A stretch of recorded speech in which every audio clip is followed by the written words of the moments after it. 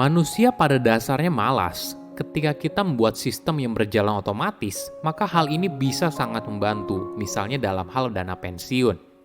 Halo semuanya, nama saya Michael. Selamat datang di channel saya, Sikutu Buku. Kali ini saya akan membahas kenapa kita sulit menabung. Ini merupakan rangkuman dari video TED Talk Shlomo Benarzi yang berjudul Saving for Tomorrow Tomorrow dan diolah dari berbagai sumber. Bagi sebagian orang, menabung merupakan sebuah kebiasaan rutin setiap bulan. Namun bagi sebagian lainnya, kenapa menabung itu sulit banget? Kenapa kita selalu merasa tidak pernah cukup walaupun gaji kita naik? Sebelum kita mulai, buat kalian yang mau support channel ini agar terus berkarya, caranya gampang banget. Kalian cukup klik subscribe dan nyalakan loncengnya. Dukungan kalian membantu banget supaya kita bisa rutin posting dan bersama-sama belajar di channel ini. Apakah kamu tipe orang yang rutin menabung setiap bulan? Atau kamu ngerasa kalau gajian saja tidak pernah cukup?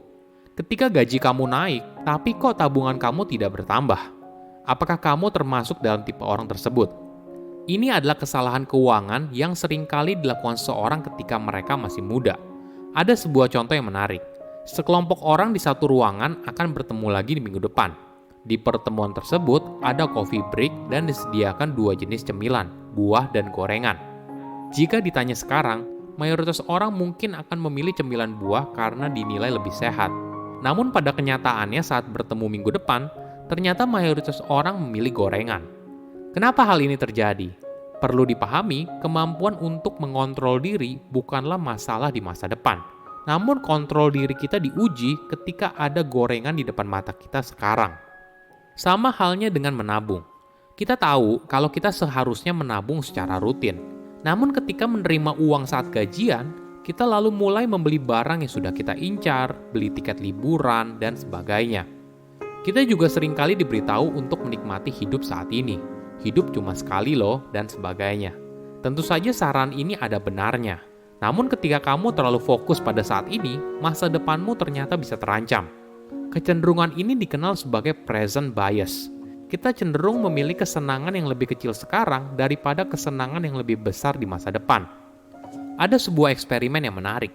Para responden diberikan pilihan untuk menerima 2,3 juta sekarang atau 2,5 juta rupiah 4 minggu lagi. Mayoritas responden memilih untuk menerima 2,3 juta rupiah sekarang. Namun hasilnya berubah ketika pertanyaannya diganti jadi seperti ini. Pilih mana? 2,5 juta setahun ke depan atau 2,3 juta dalam 48 minggu ke depan. Kali ini, mayoritas orang memilih 2,5 juta rupiah. Para responden ngerasa, toh uangnya tidak mereka terima sekarang, jadi lebih baik pilih nominal yang lebih besar. Walaupun perbedaan waktunya sama-sama 4 minggu, namun jika bisa diberikan saat ini, maka keputusan seseorang bisa berubah. Present bias seringkali mengacaukan hubungan kita dengan uang. Kita memilih untuk tidak menabung hanya karena ada barang yang kita perlu beli saat ini. Menabung bisa ditunda lah, bulan depan aja nabungnya. Namun ketika bulan depan tiba, kita menunda lagi. Hingga akhirnya ketika sudah pensiun, kita hanya punya uang yang sangat sedikit. Selain present bias, alasan lain kenapa seorang sulit menabung adalah karena kita tidak melakukan apa-apa. Ada contoh yang menarik dalam kasus donasi organ tubuh di Jerman dan Austria. Di Jerman, apabila kamu ingin mendonorkan organ tubuh, maka ketika kamu mendapatkan SIM atau KTP, kamu perlu memberikan centang pada sebuah kertas yang menyatakan kalau kamu bersedia. Hasilnya, tidak banyak orang yang memberikan centang karena membutuhkan usaha. Kamu perlu berpikir apakah keputusan ini tepat atau tidak. Hasilnya, hanya 12% orang yang bersedia. Namun di negara tetangganya yaitu Austria, kebijakan soal donor organ tubuh sedikit berbeda. Di sana, ketika kamu mendapatkan SIM, maka kamu perlu memberikan centang pada kolom yang menyatakan kalau kamu tidak ingin mendonorkan organ tubuh kamu. Hasilnya, 99% orang tidak memberikan centang. Ternyata tidak melakukan apa-apa bukan berarti baik. Coba lihat perbandingan antara Jerman dan Austria. Di Jerman, hanya 12% orang yang bersedia mendonorkan organ tubuhnya, sedangkan di Austria 99% orang. Ini yang disebut sebagai inersia. Dalam bidang ekonomi perilaku, inersia adalah kondisi di mana seseorang tidak melakukan apa-apa. Inersia juga seringkali disebut sebagai cara mudah untuk mengubah perilaku seseorang. Pada dasarnya, manusia tidak suka dengan perubahan. Manusia cenderung akan terus melakukan sesuatu hingga ada dorongan yang memaksa dia harus berubah.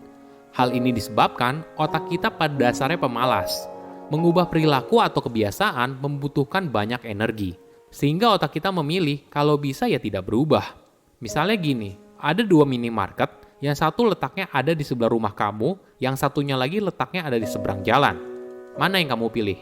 Mayoritas orang mungkin memilih minimarket yang letaknya di sebelah, karena tidak perlu menyeberang jalan yang ramai kendaraan.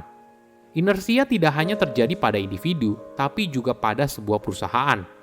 Contoh klasik adalah perusahaan Kodak.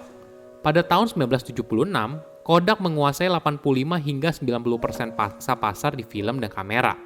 Meskipun karyawan mereka berhasil mengembangkan kamera digital pada tahun 1975, namun manajemen memilih untuk terfokus pada penjualan dan pengembangan film. Keputusan manajemen untuk tidak melakukan apa-apa berujung pada kebangkrutan perusahaan pada tahun 2012. Hal yang sama terjadi dalam aspek keuangan. Coba bayangkan, seseorang dalam usia produktif tidak pernah menyisihkan uangnya untuk dana pensiun. Apa yang terjadi? Tentunya banyak lansia yang hidupnya penuh tantangan ketika mereka pensiun. Ada sebuah program menarik di Amerika Serikat pada tahun 1998 bernama Save More Tomorrow. Jadi program ini dirancang untuk mendorong seseorang menabung untuk masa pensiun semudah mungkin. Di Amerika Serikat, awalnya masyarakat di sana tidak diwajibkan untuk menyisihkan penghasilan mereka untuk dana pensiun. Peneliti lalu melakukan eksperimen pada sebuah perusahaan dengan skala menengah. Ketika diminta untuk menabung dana pensiun, mayoritas karyawan tingkat rendah di sana merasa kesulitan. Toh untuk kebutuhan sehari-hari aja udah pas-pasan, gimana harus dikurangi lagi untuk dana pensiun? Menabung saat ini untuk dana pensiun tentu saja pilihan yang mustahil. Nah, peneliti lalu membuat program dana pensiun dengan meminta para karyawan tersebut untuk menyisihkan 3% setiap kali mereka menerima kenaikan gaji. Dalam waktu 3,5 tahun, mereka berhasil menabung hingga 14%. Coba bayangkan, seseorang yang tidak bisa menabung, namun dalam waktu tertentu mereka berhasil mengumpulkan 14%. Tentunya ini adalah pencapaian yang luar biasa kan? Kesuksesan program ini lalu diadopsi oleh berbagai perusahaan lain untuk membantu karyawannya dalam mengatur keuangan. Pada tahun 2006, program ini masuk dalam bagian dari Undang-Undang Perlindungan Pensiun. Menurut perhitungan terbaru, diperkirakan program Save More Tomorrow telah membantu sekitar 15 juta orang di Amerika Serikat. Oke, apa kesimpulannya? Pertama, manusia itu pemalas. Pada dasarnya, manusia tidak suka dengan perubahan. Manusia cenderung akan terus melakukan sesuatu hingga ada dorongan yang memaksa dia harus berubah. Hal ini disebabkan otak kita pada dasarnya pemalas. Mengubah perilaku atau kebiasaan membutuhkan banyak energi, sehingga otak kita memilih kalau bisa ya tidak berubah. Kedua, tidak melakukan apa-apa bisa berbahaya. Kita mungkin berpikir kalau kita tidak berubah dan terus melakukan semuanya seperti biasa, nggak ada resikonya kan? Padahal ini bisa sangat berbahaya. Coba bayangkan kamu tidak pernah rutin menabung. Kebiasaan ini kamu lakukan selama puluhan tahun. Hasilnya ketika kamu pensiun, hidup kamu bisa sangat sulit. Ketiga, otomatis adalah cara mudah mengubah hidup. Karena manusia pada dasarnya pemalas, maka kita bisa memanfaatkan sistem yang otomatis. Misalnya dalam aspek keuangan pribadi. Kita bisa memaksa diri kita untuk menabung rutin dengan cara otomatis melalui transfer ke rekening lain yang khusus untuk pensiun. Silahkan komen di kolom komentar pelajaran apa yang kalian dapat ketika tahu informasi ini. Selain itu, komen juga mau tahu informasi apa lagi yang saya review di video berikutnya. Saya undur diri, jangan lupa subscribe channel YouTube Sikutu Buku. Bye-bye.